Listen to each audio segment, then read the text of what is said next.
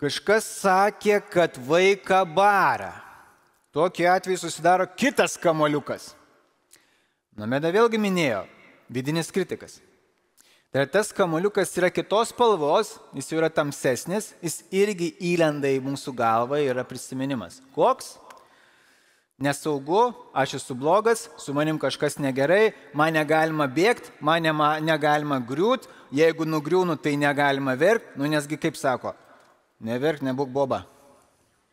Ne, sako, ką tu čia dabar žliumbi, žiūrėk, kaimynai pamatys, tai išjuoks.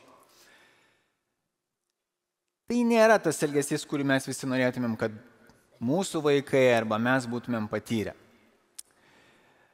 Atjauta yra tiek jausmas, tiek elgesys. Tai yra, kai mes matome, kad kitam žmogui yra blogai, tai yra atjauta.